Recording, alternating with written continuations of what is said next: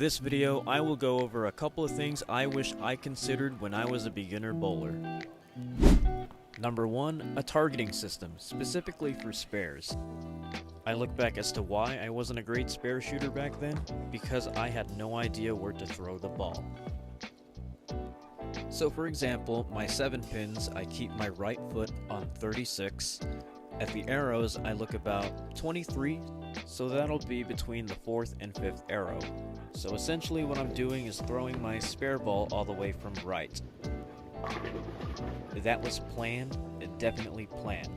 But anyways, developing a consistent targeting system has definitely improved my spare shooting game significantly. So if you happen to be a beginner watching this video and you're struggling with your spares, begin developing your own targeting system next time you practice.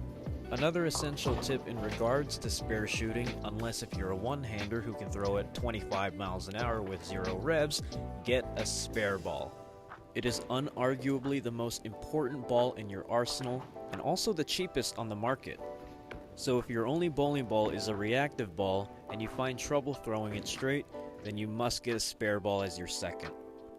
There will be no way you'll pick up most spares, especially your corner pins, if you know your ball is going to hook away.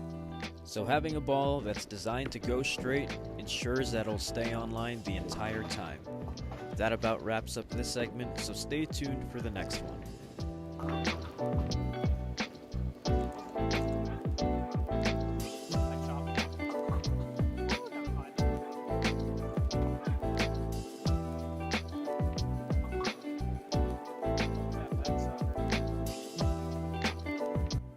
Another thing I wish I considered when I started bowling, building an arsenal.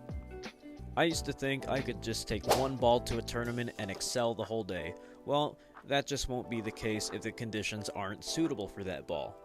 There are different types of bowling balls, as there are different types of lane conditions that should be taken into consideration. Some bowling balls will be better on heavier oil, other bowling balls will be better on lighter oil, and there are bowling balls designated for spare shooting, which I alluded to earlier in the video. For example, I took 2 bowling balls from my arsenal. One is the Optimum Idol Solid from Rotogrip, the other is the Zen Gold Label by 900 Global. The most notable difference between the 2 bowling balls is the cover stock type. The Optimum Idol is a solid, the Zen Gold Label is a pearl. To put it in short, solid bowling balls will always begin to hook earlier than pearls.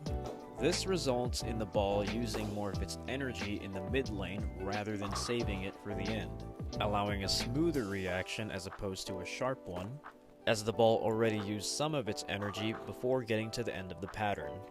Pearls, on the other hand, are cleaner, which simply means they hook a lot later than solids.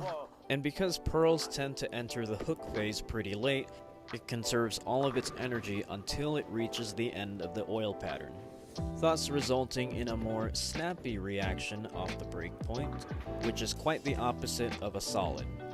Since my Optimum Idol and Zen Gold Label are different cover stock wise, there will be certain times to use it. So let's say if I try to start off with my Optimum Idol, but it's hooking a little bit too early. Switching to the pearl ball, in this case the Zen Gold Label, would be an option because the shiny pearl cover stock allows it to get down the lane more easily than the Optimum Idol. So keep in mind, especially if you plan on taking your game to the next level, build a well-rounded arsenal so that you can tackle any lane condition thrown at you. That's all I wanted to go over today, so enjoy the rest of the video and I'll see you in the next one.